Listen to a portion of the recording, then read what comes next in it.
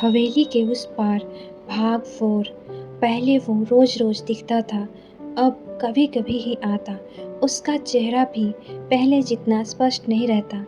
एक शाम उसने खुद कहा, मेरा समय शायद खत्म हो रहा है। आर्या के चेहरे से रंग उड़ गया। मतलब? जो आत्मा किसी अधूरे काम से रुकती है, वह काम पूरा होने पर लौट जाती है।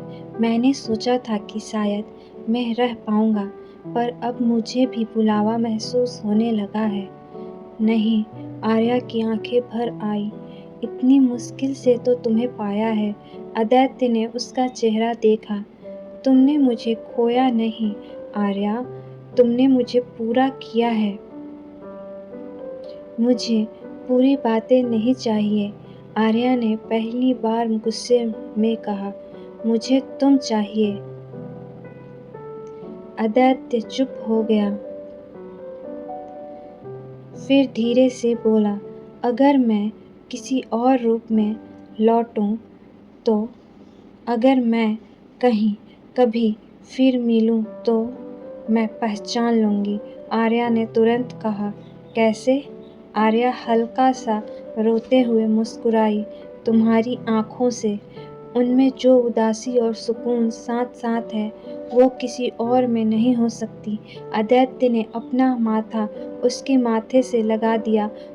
तो वादा रहा, अगर किस्मत ने इजाजत दी मैं फिर आऊंगा। उस रात देवघर में साल की सबसे तेज बारिश हुई। बिजली, तूफान, वही पुरानी हवेली वाली रात जैसा मौसम। आर्या को लगा जैसे समय फिर से उसी मोड़ पर आ खड़ा हुआ है। आदित्य उसे बाग के उस पुराने पेड़ तक ले गया जहाँ कभी मायरा उससे मिला करती थी। यहीं से सब शुरू हुआ था, उसने कहा, और शायद यहीं से खत्म भी। आर्या रो पड़ी। तुम जा रहे हो? शायद मुझे छोड़कर नहीं, याद बनकर। आर्या ने सिर हिला दिया। मुझे यादें नहीं चाहिए। आदित्य ने उसकी हथेली में कुछ रखा। एक पुराना लॉकेट। वही लॉकेट जो कभी मायरा के पास मिला था, लेकिन अब उसके भीतर तस्वीर नहीं थी, खाली था। इनमें किसी दिन अपनी मुस्कान रखना, उसने कहा, ताकि जब मैं लौटूं तो मुझे पता चल जाए कि तुमने मेरा इंतजार किया था। आर्या कुछ बोल पाती उससे पहले हवा अचानक तेज हो गई। पेड़ों की शाखाएं झूमने लगी। बारिश की परतों के बीच आदित्य की आकृति हल्की होने लगी। उसकी उंगलियां आर्या की उंगलियों से फिसलने लगी। नहीं, आर्या ने उसका हाथ कसकर पकड़ लिया। आदित्य ने उसे आखिरी बार देखा। उसकी आंखों में अब डर नहीं था, सिर्फ प्यार था। अलविदा मत कहना, उसने फुसफुसाया और कहा, बस इतना कहा, फिर मिलेंगे। और अगले ही पल वह धुंध में घुल गया। आर्या वहीं भीगती रही।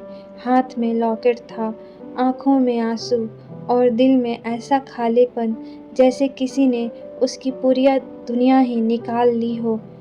मगर इस बार दर्द के साथ एक अजीब सा भरोसा भी था, जैसे आदित्य सच में गया नहीं, बस किसी और रास्ते पर चल पड़ा हो।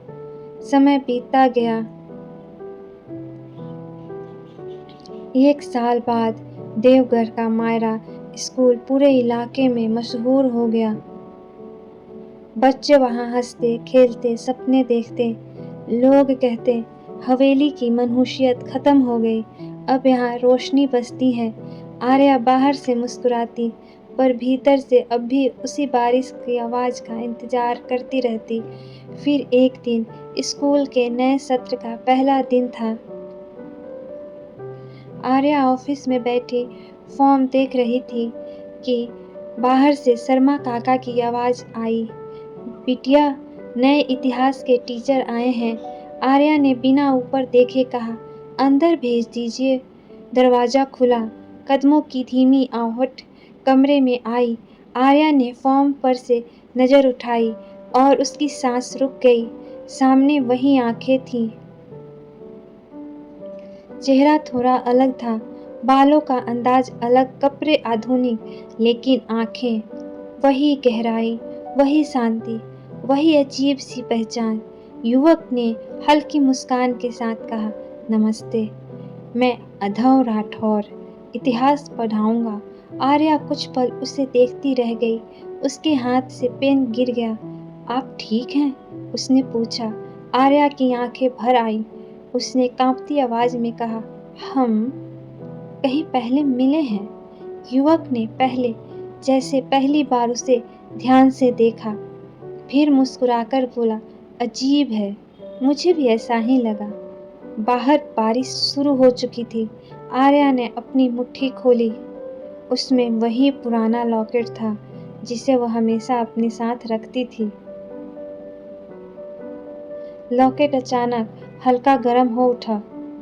उसने अधव की आंखों में देखा और बिना कुछ कहे मुस्कुरा दी, क्योंकि कुछ प्रेम कहानियाँ मौत से भी नहीं हारती, कुछ इंतजार हार नहीं मानते, कुछ रिश्ते नाम बदल लेते हैं, चेहरा बदल लेते हैं, जन्म बदल लेते हैं, पर लौटकर जरूर आते हैं।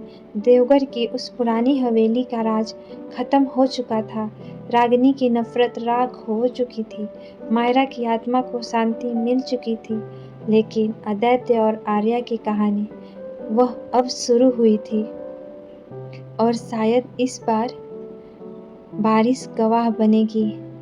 हवेली नहीं, डर नहीं, घर बनेगा। और अधूरी मोहब्बत नहीं, एक ऐसी प्रेम कहानी लिखी जाएगी जिसमें हर साया हार जाएगा और प्यार जीत जाएगा। समाप्त। अगर आपको मेरी एक कहानी पसंद आती है तो लाइक एंड कमेंट करना ना भूलें और सब्सक्राइब कर लें ताकि आपको डेली के नई नई कहानियाँ मिलती रहें। Thank you.